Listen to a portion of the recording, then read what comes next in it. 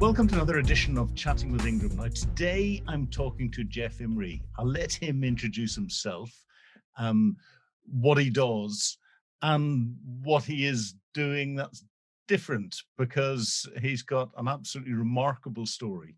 Well, in fact, a number of remarkable stories that all come together, and is enlightening whenever you get the chance to talk to him. And we're very fortunate to do that today.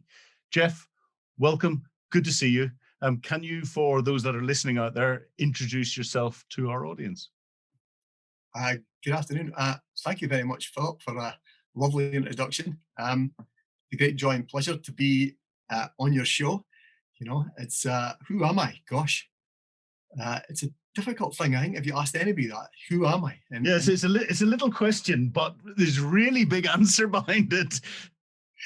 I kind of have an idea that I'm a human potential in some shape and form. You know, it's I'm here to fulfill a contract, I guess. I didn't know that when I came on this planet, but slowly but surely it was like an unveiling. Do you know, I am to be married. I am a father of 3. I'm a grandfather of 8 come September. Sculptor. I'm a healer. I'm a dowser. I'm a master welder, I guess. I'm a teacher. I have been a compulsive gambler, and I guess I am that as well. And more or less, I am many, many things, Philip. I cannot be any more concise than that, but that, you know, just weaving the path through there in such a concise way. You know, I thought I was being smart by asking the very short question, and you've come back with quite a short answer, but there is so much embedded in that. So you started off, I believe, as a welder, and that's turned into an artist with metal, and you've taught that. Can you give us a little bit of a flavour for that before we then get into talking a bit about your family life and what's brought you on this new journey? sure. I think when I hit 16, my dad said, "You're going to work. You're leaving school." I thought, oh, so I had to go and apply for all sorts of different jobs, and I was given an apprenticeship as an electrical technician, but half the apprentices got paid off, and I became a welder, which, as it happened, I found the love of my life right from the get go. I just loved doing my job, and slowly but surely, I learned more and more and more. And anybody who's actually ever had the opportunity to do any welding will understand that it's impossible to get to the end of this trade and profession. There's just too much to know. You've got to know about the metallurgy. You've got to know about how everything fits together, all the different welding processes, and I could bore you to death about all that. But it's a passion of mine, and I've been doing it ever since in some shape and form, because it's had all sorts of different incarnations. Do you know, everything from uh, building oil rigs, being responsible for all sorts of different types of jobs, bridges, boats, working on planes, working on Ferraris and Porsches, teaching as a lecturer in college. And goodness me, they sent me away to Egypt and Nepal to India as part of this profession. You know, it's been the catalyst for so much in my life. Fantastic, and you've done some fantastic artistry as well. You know, one of your creations, I've seen a picture of it, and it's absolutely fantastic. It's the angel wings in the Creacon Wellness Retreat and Healing Center in New York. Yeah, as you learn more about your trade and profession, what then happens is you start to see shapes, you start to see effects that somehow or other they start to live with you, and you somehow or other have to express that in some ways.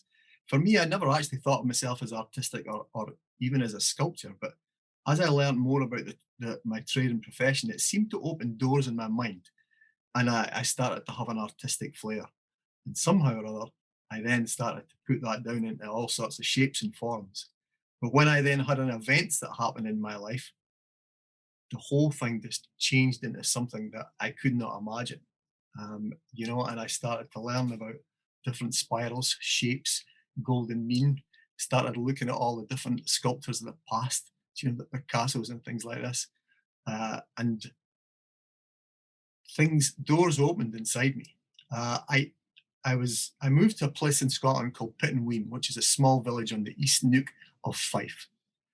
And while I was there, I decided I was going to do my very first art exhibition, and I'd never done this before. Mm-hmm. And Pittenweem is like a mecca of different artists and sculptors. And what they do is they open their doors to all asunder anybody who comes into that category for 1 week of the year. And, they say that over 200,000 people come and attend that. And what they do is every house is taken over by artists and sculptors, and they become, they become all these little galleries. So it's just a joy. But as it happened, I went the full buffed it, and I moved to Pittenweem. So I thought, well, I moved here, I might as well try it. So what then happened for me was, I'd made all these different pieces and trees and shaped birds and things like that, and wonderful looking coffee tables and stuff that I was quite passionate about at the time. But when I then met this gentleman who was a sculptor in titanium, we had a brilliant afternoon together where somehow or other it was like meeting a lost brother. Sometimes you get that synchronicity, and somewhere along the lines, it's the people that you meet in life that then sort of have an impact on you. Yeah. So I met this gentleman called James, and as I said, he was a sculptor in titanium, and showed me all his work and things like that. And I was fascinated, and we shared stories, and it was amazing where we'd actually been on the planet together. There was a small village in the middle of India that we'd both been together, which was we went to see this gentleman called Sai Baba, who was a self-proclaimed demigod. And I managed to give him a little bit of healing. He managed to give me some lovely cake and coffee, and I got to meet his wife and family and that. And I got into his workshop. He said it was the first time I'd ever been in anybody been let in his workshop. So as I was heading home, his wife said, "Jeff," she said, "have you ever been up Witchy Wynd?" And I said, I've never heard of this before. And I'd been in Pittenweem for probably about 4 or 5 months now. I'd been through the winter in Pittenweem, which is quite a place on the east Neuk of Fife. But as she took me to this Witchy Wynd, the hairs on the back of my hands were starting to rise, and I'm starting to go, "Oh, what's going on here?" And she looks at me and says, "What is it? Everything okay?" I says, "Look, I'm very familiar with this feeling. I'm just going to go with it." I said, "Sometimes the land kind of stores memories, so sometimes the soul itself, somehow when things go wrong in there, they actually put an event in the land." I said, but as I was heading up the Witchy Wynd, I'm getting hooked up to the moon, as they say. I'm getting hooked up to something that I don't know what it is, but I'm going with the flow. And then the next morning, I still have the same feeling. So I head to my workshop, and I start cutting out shapes, and I had a picture on my desk for 7 years. I knew I was going to make a set of angel's wings, but for the love of God, every time I tried to do it, it was like an impossible venture. It wasn't the right time. It wasn't the right time. And I became so frustrated and pissed off by it. I would curse it every time I saw it, because I knew that for when it was just there. Never good to curse the angels. Somehow or other, this was me connecting up to something that I believed was something in the land, and I started cutting out the shapes. As I'm cutting out the shapes, the tears and just the joy and emotion that's coming out of me started to unveil itself. And within a couple of days, I came close to finishing something, which was something I never really got to that level before, because it seemed to hold an essence. It seemed to hold something that it was like I was co-creating with some part of me, or co-creating with someone external. I couldn't put my finger on it. But I went back to see James, and I went to see his wife. I says, because I needed to know more. And she told me the story of what Witchy Wynd was. And it was in the 17th and 18th century in Pittenweem. The Pittenweem is they call it the land of caves, or and it came from a gentleman called Saint Philip, who is a bit of a legend in Scotland, because he had such a reputation with what happened at the Battle of Bannockburn. I'm sorry, Philip.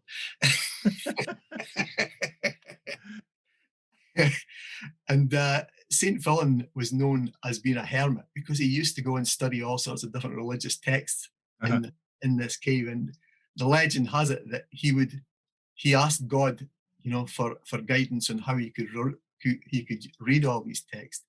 And the legend is that he was given this light to be able to beam from his left hand. So this was the story. So Robert the Bruce heard about this story, and they managed to get a hold of his left arm.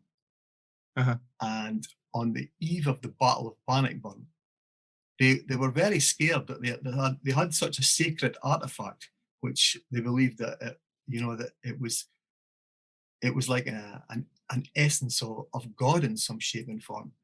So they had it in this silver case, and they just took the silver case because they didn't want to take the arm when they were praying so much. And what then happened was, the story goes that the glass silver case cracked and the arm fell out of the case, and they used that as a sign or a symbol to use that at the Battle of Bannockburn, even although it was so precious. Uh-huh. They believed the troops then knew the story of what had happened, and there was so much belief and faith that then went with it. And I'm diversifying a wee bit, but this was my neighbour. Philip was my neighbour. He lived in this cave, honestly, 50 yards from where I was living. Uh-huh. And and then James then told me this. James's wife then told me the story about Witchy Wind, and Witchy Wind was, where I stayed on the high street in Pittenweem. At the end of that high street, there is a church. But if you go back to the 17th or the 18th century, it was more than just a church. It was more than actually a place of worship. They used it as a prison and a jail. And what they did at the time was, with any of the women who had money or land or power, they brought them in for questioning, and they were then falsely accused as witches. And obviously what then happened was that they were then found guilty. They were then chained up, taken from the church, taken from the jail after being interrogated and confessing. They were then chained, coming right down the high street and right down Witchy Wind, and then chained into the harbour there, waiting on the tide to come in. You're crikey. So there's just, I believe there's so much that we store in our own bodies, and it's the same with the land. When an event actually happens of such a magnitude and strength, somehow along the lines, it just traps itself until there's a frequency or a resonance that can then actually match that. So after spending that afternoon with James and the joy of what it was that I'd then captured, it was like I was given a key. Because when I then witnessed that particular part of the landscape on Witchy Wind, I believe I was tapping into something. I was given something.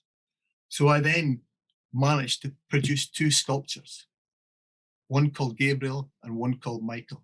Gabriel was the messenger for me, and Michael was the power and the sword and the strength that then came with us. And I made them out of different materials, and they're in two healing centers, in one in New York and another one in Wexford in Ireland. And I'm very, very proud of what it was I do, because just because of the story of where they came from, and it's representative of obviously my time there. It was representative of the Pittenweem witches, and they were always speaking about building a sculpture for the land and what the memory is. But the great thing for me is that the sculpture is already made. Yeah. And it's in two parts of the world, and I get to promote it, which is tremendous as well. Which is fantastic. But it's interesting listening to your story there. You mentioned one word, it's a great scientific word, resonance.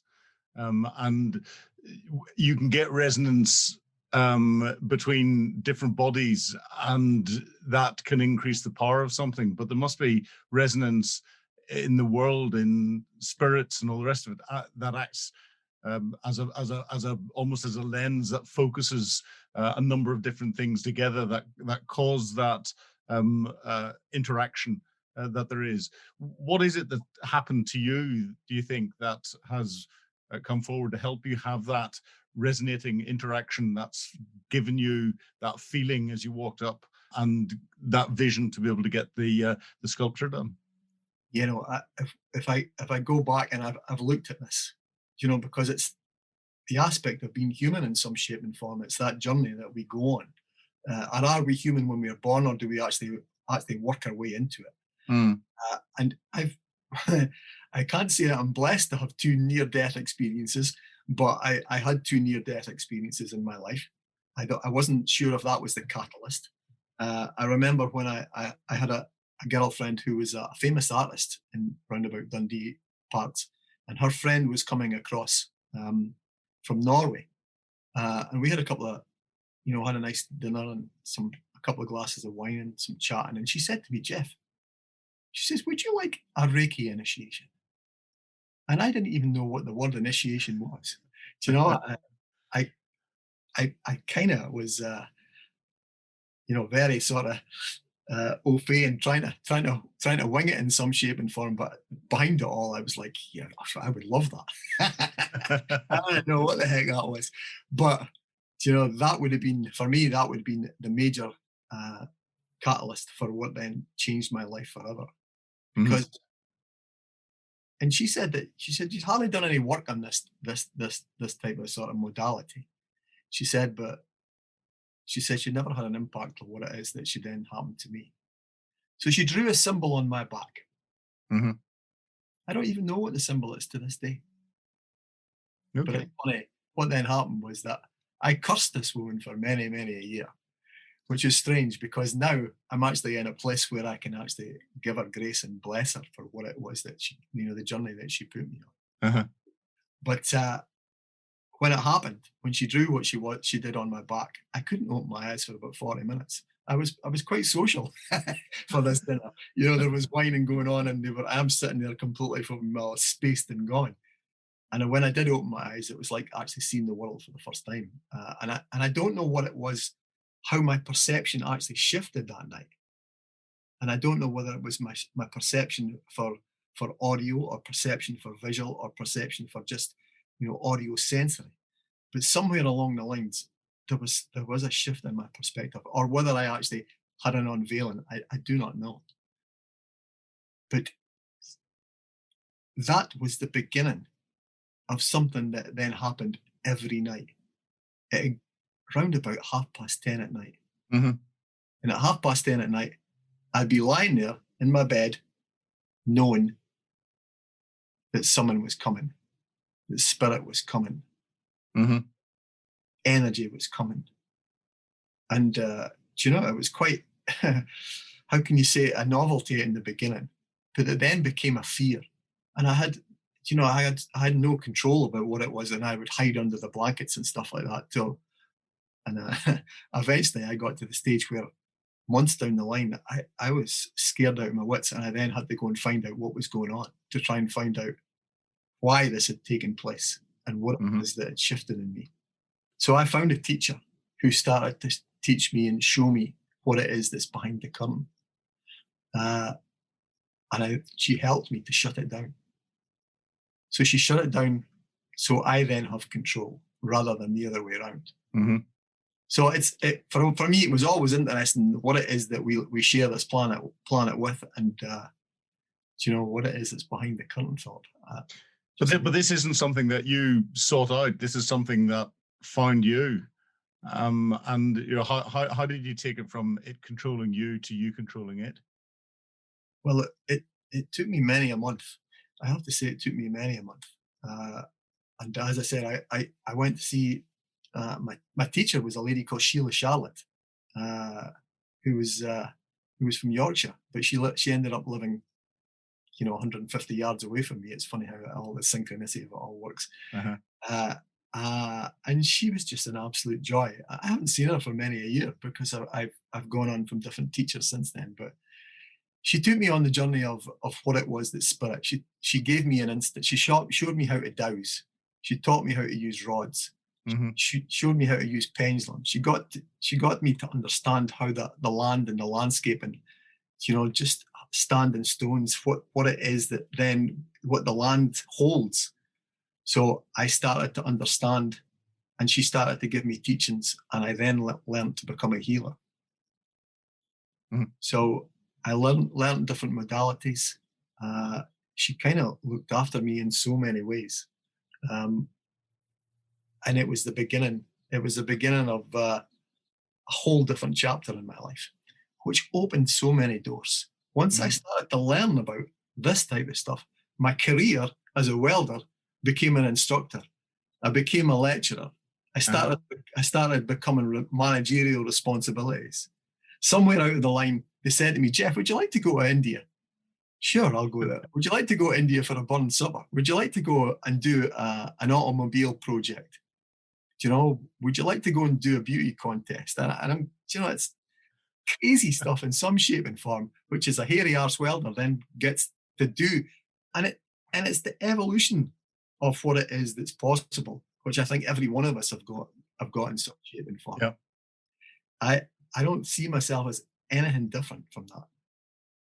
But I spent weeks and weeks in Nepal doing a solar power project. And the people that you meet, the opportunities for growth and development, you know, it was just truly a blessing. And I put it down to somehow or other what was going on the other side of my life. So Jeff, you had a real tragedy in your life that was probably something, and I'm guessing here, but probably something that may have triggered that focusing, that lens, that needing to reach out for something else. Can you tell us a little bit about that? Do you know, Philip, at the time, you know, it's dead easy to look back on life and be wise after the events.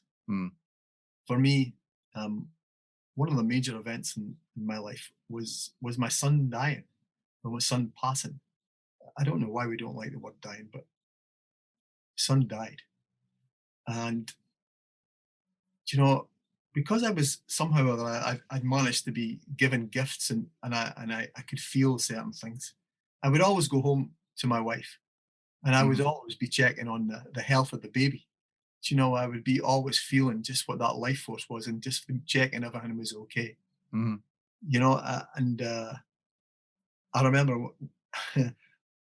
my wife was always in certain types of pain and things like that, and she would always be hauling my hands across to be able to put her hand on it. It's 2 o'clock in the morning or whatever, you know, and I'd be giving her healing. So, and when our baby was due, we were given the opportunity to have the birth, started. And we decided that we wanted to go for a natural birth, and we decided that we would wait for things to happen in the way that it was meant to happen.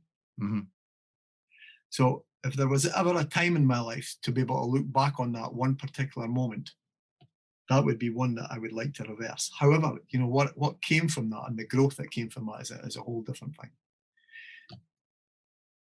But what happened was the next day, and my wife said, she says, my water's broke. I said, oh, that's brilliant. I says, you know, we've still got a good bit of time and things like that. And when I got home, I said, there's something wrong. And she said, what is it? What is it? I said, there's something wrong. We need to get to the hospital right away. So we went straight to the hospital, and then the hospital told us, you're here too early. You need to go away. I said, look, there's something wrong with the baby. You need to go away. I need you to check on the baby. And as it happened, the baby had died. The baby had died at that time. So we had to go through the process, knowing in a very, very short period of time, from all the hope and wonderment that, you know, that this 9 month was given us both. Yeah. To the knowledge that had been taken away. And we then had to go and give birth to this baby, knowing that Michael, and we knew we were going to be calling him Michael. So Michael had died. So there was so much sorrow. I can't begin to tell you the sorrow and the pain and the suffering. And I'm sure there's people that are maybe listening to this have gone through this. But it's like, for me now, sorrow and pain and suffering just doesn't have any feeling or any emotion, you know, because nothing ever comes close to that.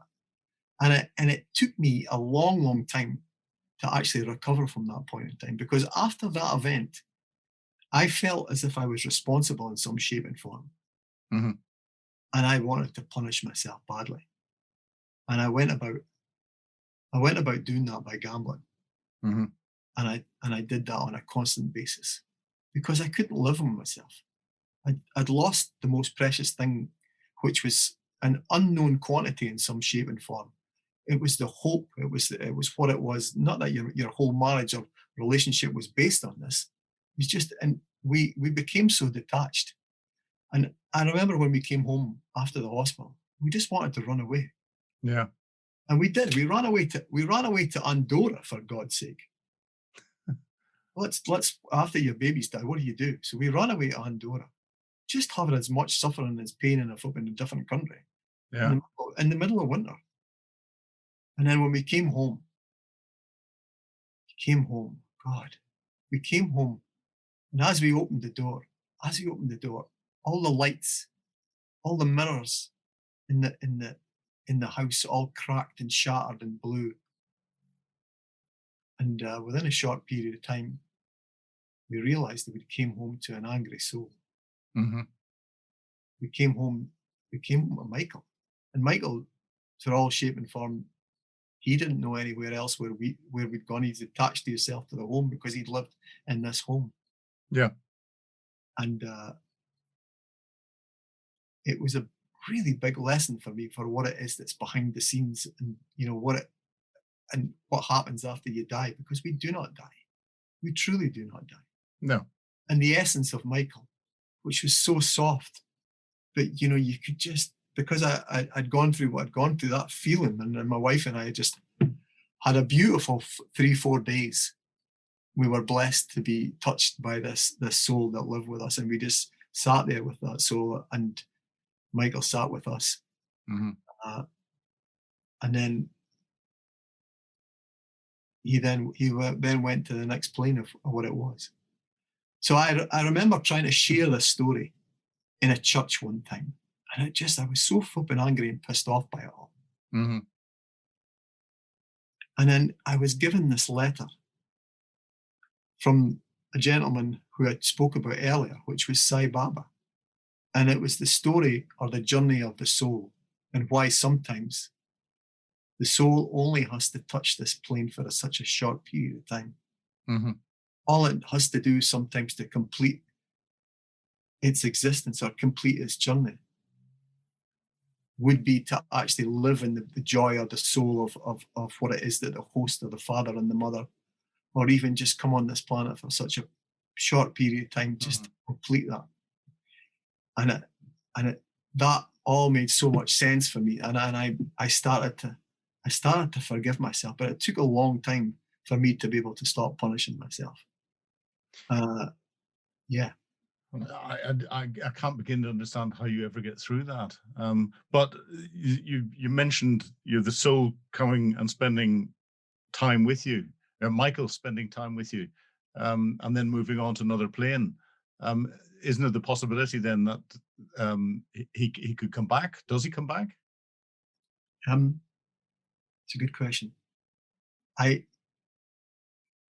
It would have been probably about 2 years ago now that I started doing the work that I used to do again. I started doing healing. I started thinking about making stuff. I started teaching again. I mean, I ran away. I went to every country under the flipping globe. I ran away to the United States. I ran away, worked in Iceland. I went and ran and worked in Saudi Arabia, uh, just because I wanted to hide from the world. I was damn good at hiding in Germany. Uh, and then 2 years ago, I came back, and there was a local health fair where I stay, and I offered my services. Uh, and it's just, sometimes it's the people you meet again. And I met this lady, and she was given a reading, and she said, "Jeff, would you like a reading?" I said, I said, "I don't know if I do." She says, "Go on." She says, "You give me a wee bit of healing, and I'll give you a reading." I said, "Okay then." So I sat down. She says, "Oh, why?" She says, "There's a fucking queue of over 100 people here waiting to see you." She says, "At the head of this queue," says, "there's a young man, probably 13 or 14. And I said, "Who is it?"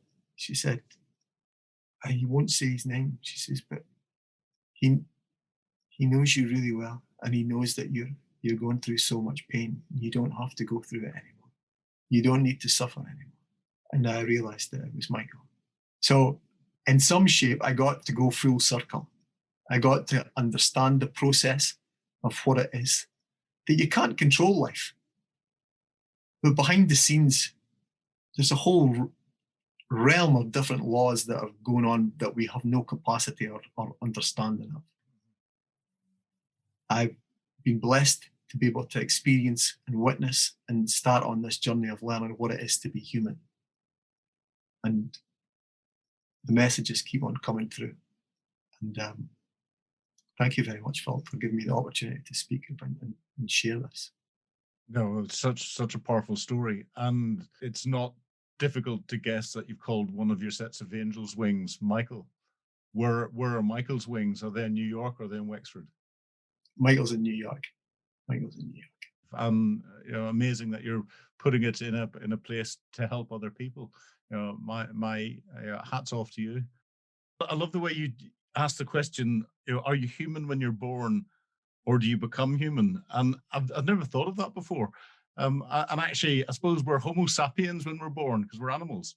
Humanity. What is humanity? And is it something that you develop through? Is it something you find? Is it something that everyone finds? Is it something only a few people find? That's the real philosophical debates that we could have around that. A fascinating subject. It's a really good question. It's like finding the blueprint for your soul.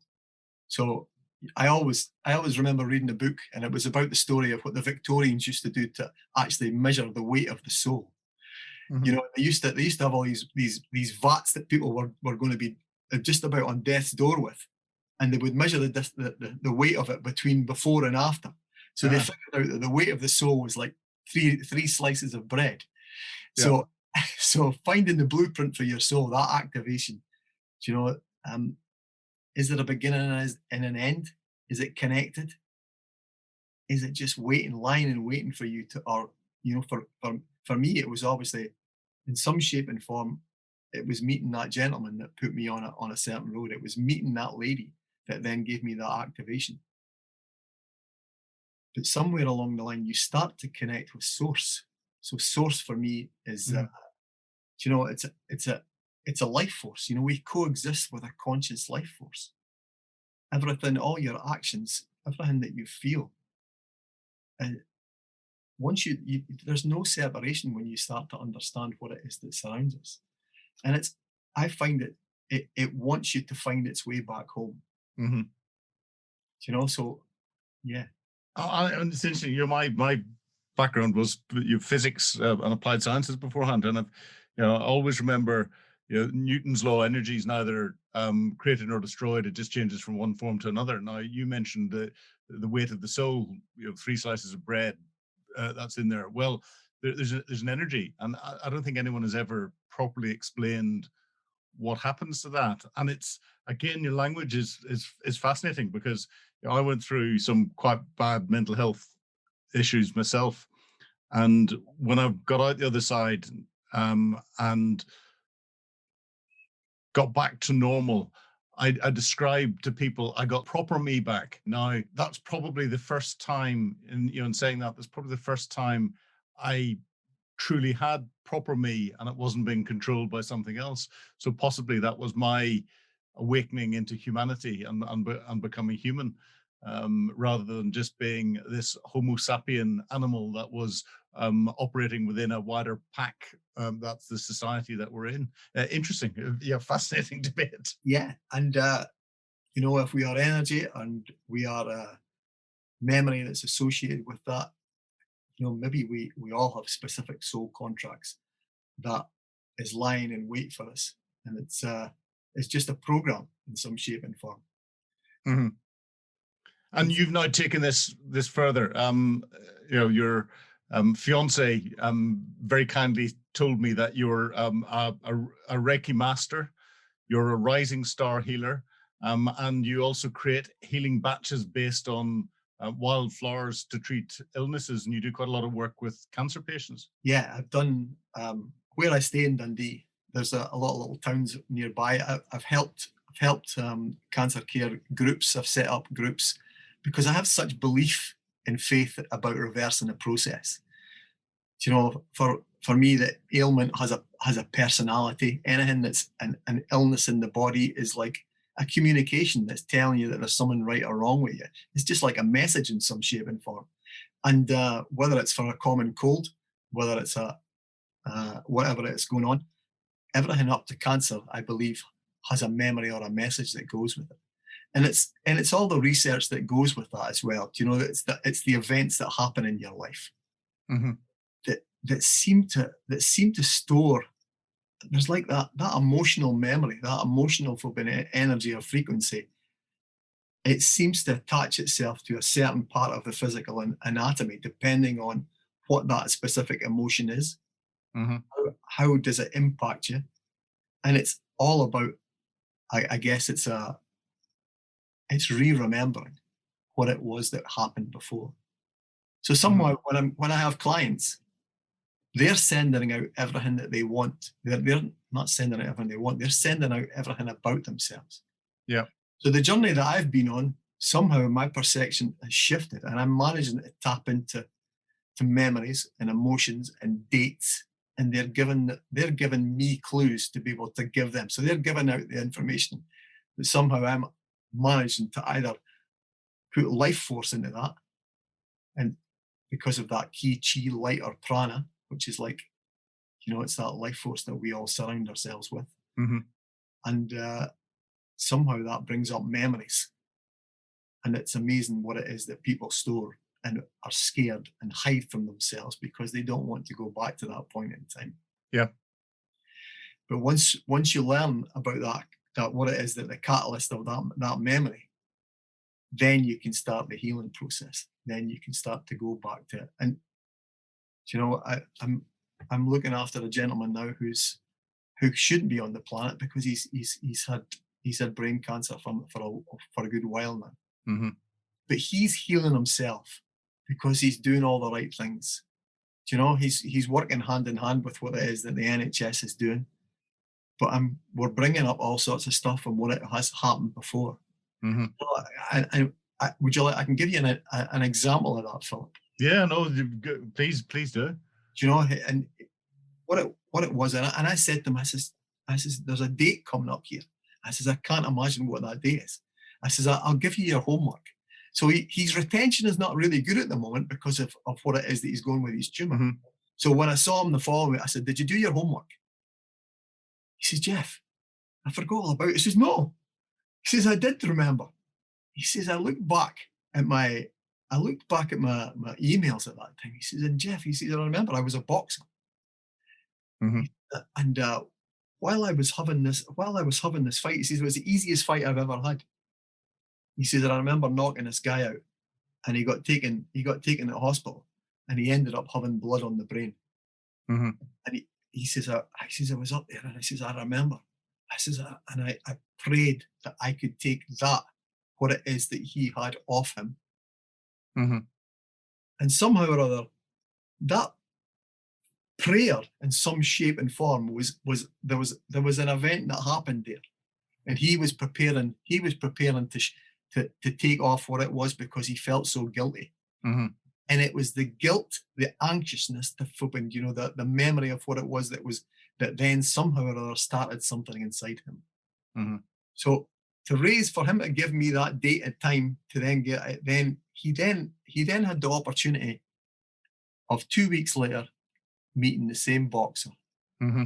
To then give him, you know, his greatest apology and about what went wrong at the time. You know, the guy didn't accept it, but it was all about him. And so he started to reverse the process. He started to reverse what was going wrong with his tumor. The tumor became smaller, and he's now in some shape and form in recovery. And he's been on the planet now for a much longer than anybody gave him sort of hope for. So we're working it, and that's an example, I guess, in some shape and form. It's what it is. Yeah, no, fantastic. They do say that You the power of positive thought and positivity, and uh, finding other ways of improving the well-being of an individual, complementing what the NHS is doing through the standard treatments and medical interventions and all the rest of it, gives so many better outcomes than just relying on one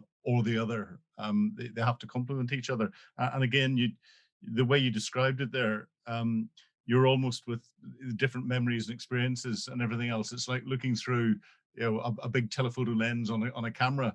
At an object, you're trying to find the right focal points so you can focus it all and start to get elements of it into shape. And you have to, when you look at the next one, focus slightly differently because it's all blurred. And when you bring it into focus, you can put it into perspective, and you can take a picture and you can compare the pictures and work out how they all work together with each other. And that's whenever I went through my traumas. That's what the lady who was helping to treat me helped me do and get through it, because you have to help yourself get through a lot of these things. And if you're doing that to complement something that's physically wrong with you as well, it's a very powerful thing to do, I think. Definitely. The resonance that we spoke about earlier, it's such a subtle thing when it comes to ailments and illnesses, but there's like a number that can kind of go with that. And you're then finding the oil, you're finding the possibly the specific type of sort of stone that then maybe goes with it, or the medication that whatever goes with it, or supplement, and there's a perfect match of frequency that nullifies it. Mm. And it's sometimes with us, it's really about that shame and guilt and anger and frustration that what it is that we hold that then stops that life force getting into your part of your anatomy. That you then have to find just that truth about yourself Mm-hmm. to then set you free. It's amazing. It's like a detective story in some shape and form. Yeah, yeah, but very rewarding when you do it. Now, what's your balance at the moment between lecturing, um, uh, artistry with metal, brackets welding as well, close brackets, and all of the healing that you're doing? Well, we're at the college. We've started to get real life students again rather than the virtual world. So that's an interesting thing, and we've got so much work to catch up with. Yes, how do you weld virtually? That would be a good one to try and do. Oh, I don't think I'd want to light up anything that could weld in front of a computer screen. It's great fun in some shape and form because you've got to be really, really inventive. And I mean, I know a lot of us are doing all of these sort of Zoom calls, and now and I guess we've become more intimate with ourselves on the screen. That sort of that perspective just keeps on growing and growing as we sort of start to communicate with our students. So if you're in a certain mindset, that you're going to be screwed, I think. Yes, it's just all about passing on that message. But I've tried all sorts of different things. I've got welding in my garage. I'm doing all sorts of stuff, things like that. It doesn't work really well. Yeah. So, what's your balance between? Are you lecturing now? You've got students back again, or are you more on the healing side, or is it sort of a balance between both of them? I have 4 or 5 clients now for the healing side, so they'll come they'll come throughout the weekend. They'll come during the week and stuff like that. As now, obviously, with the COVID, I've had to do a lot of remote sessions, but the clients are feeling safer now, so they're starting to come into real. I do work with my own organization and company, so I do a little bit of teaching that way. And sculpture wise, I'm probably doing a lot less now at this point in time because I don't know why actually.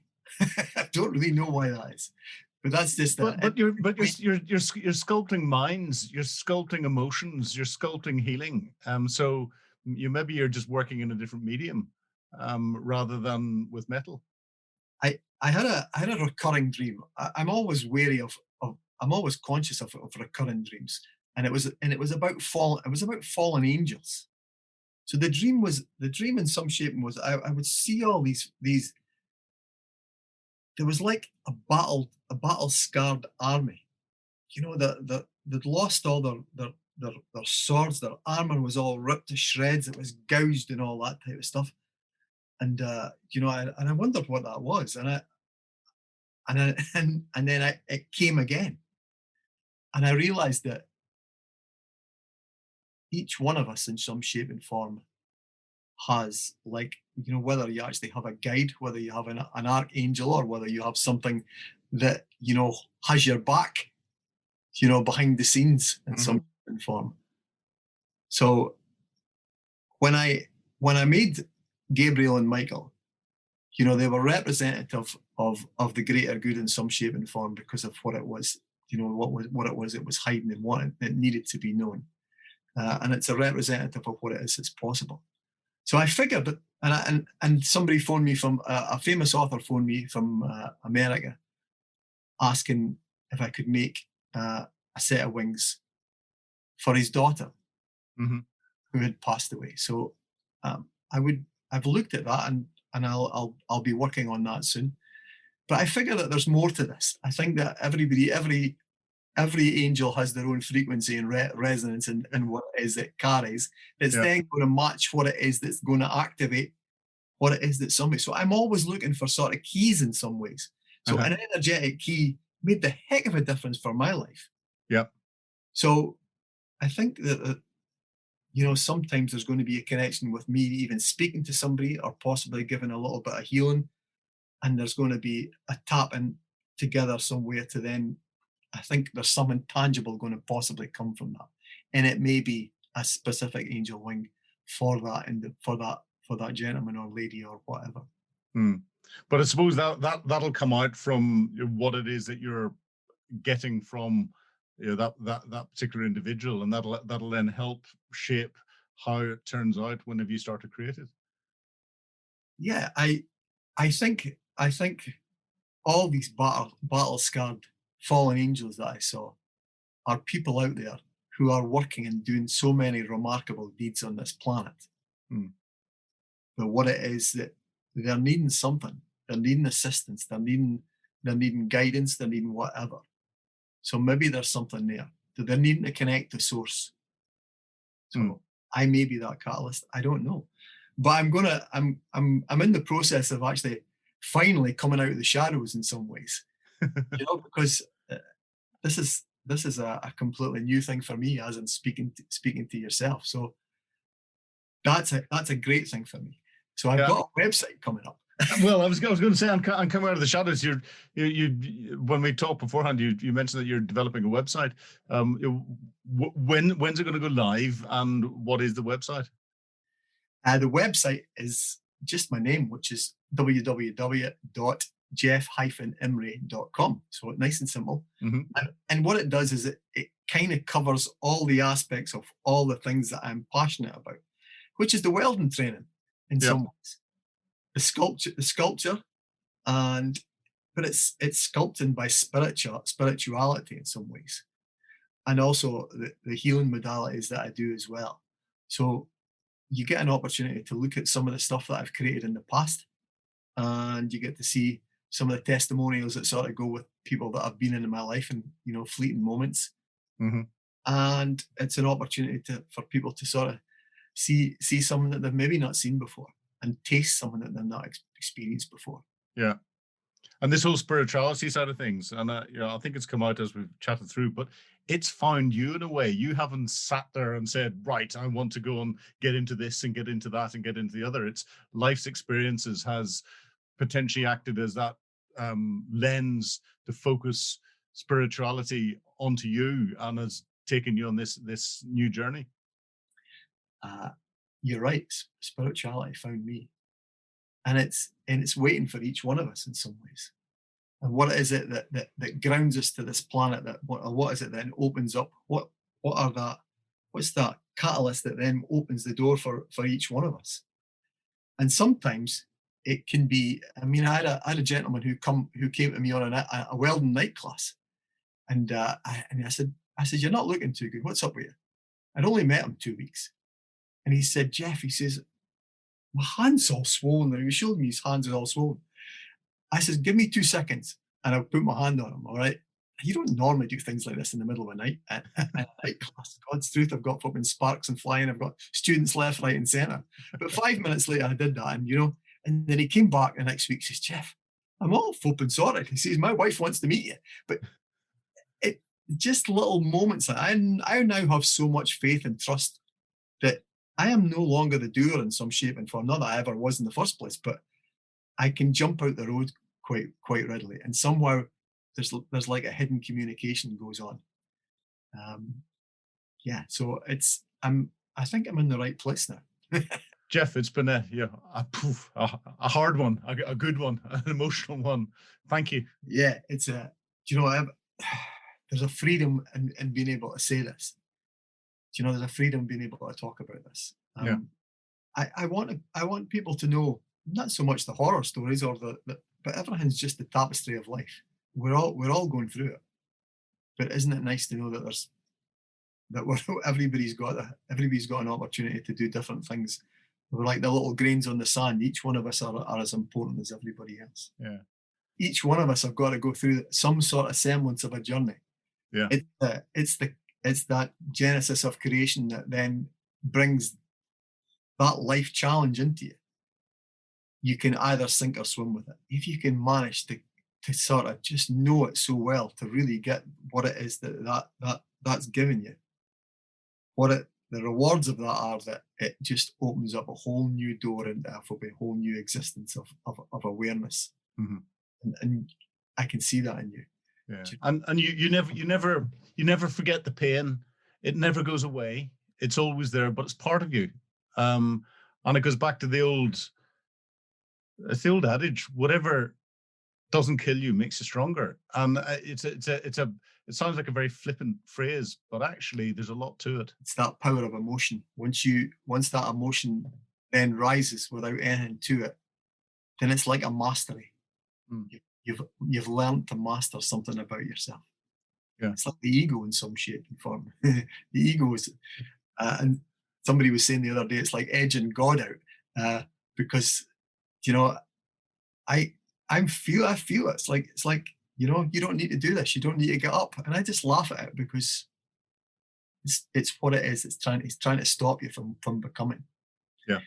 So somehow or other, we have that potential for wonderment, but we also have that original sin as well, about St. Augustine spoke about, which each one of us carries.